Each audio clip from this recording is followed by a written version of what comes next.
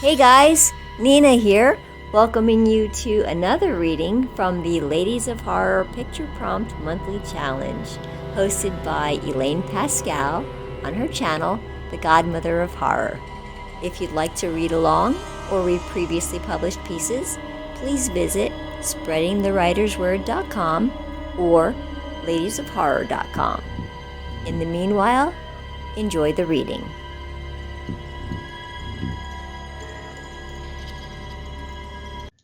The Depths Beneath by Kathleen McCluskey.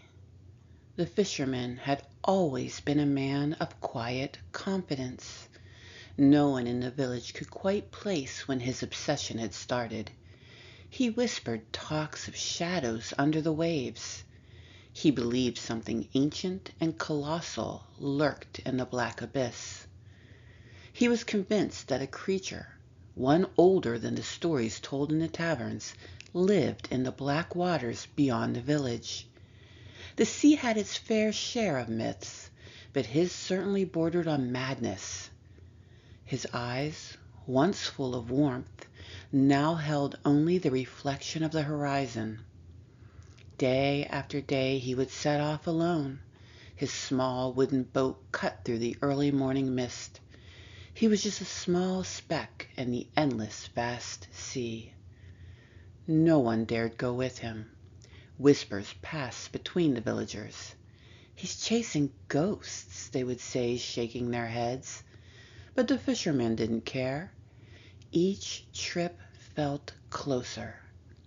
It was as if the water was pulling him toward the unknown. This time was different. The boat drifted farther than ever. The rope tied to a solitary rock on shore stretched out taut. It was as if it were afraid to let him go. The fisherman sat still, listening in silence. Even the birds that normally filled the sky were absent. It was just him, the ocean, and his boat. Hours passed. The horizon stayed motionless. He cast his nets. The repetitive action felt soothing to the anxiety he had endured over the years. But then, a pull. It wasn't the usual resistance of caught fish. No, this was something else. Something immense, testing the line's strength. His heart raced. His hands trembled as he gripped the rope. The water, once calm, churned as if disturbed by a giant beneath. The boat lurched, the force almost yanking him overboard. The fisherman's breath caught in his throat as the rope pulled tighter. The creature below was trying to drag him into the unknown. He had found it. Or rather, it found him. The water turned dark. The reflection of the fading sunlight was swallowed by the inky blackness. The boat creaked, old wood groaning under the weight of what pulled it. His hand still gripped the rope, now slick with sweat and blood from his palm. The other rope, his only connection to the land, snapped with a sickening crack. Panic set in. His heart pounded in his ears, and the boat spun, pulling him deeper into the great aquatic expanse. He couldn't see it, the thing that lived beneath, but he could feel its presence. A cold, suffocating fear engulfed him as the waves swelled. His boat rose and fell with the monster's movements. He leaned over the edge, peering into the black water, desperate to catch a glimpse of the elusive creature. Then he saw it. A shadow larger than anything he had ever encountered rose from the depths. Its massive body curled and slithered beneath the surface. Its scales reflected flashes of the setting sun.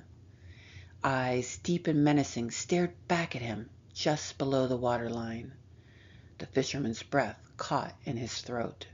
The sea monster had no interest in games. The boat rocked violently as something large slammed into the side. Wood splintered from the pressure. He screamed, but the sound was swallowed by the roar of the sea. The boat cracked in two. Thrown into the water, the fisherman struggled, gasping for air as the cold embraced him. He clawed for the surface, but the thing below dragged him down. He could feel the weight of it, and the pull of its ancient hunger. Water filled his lungs as he was yanked into the dark, his vision blurred as the light from above disappeared. The sea grew silent once more.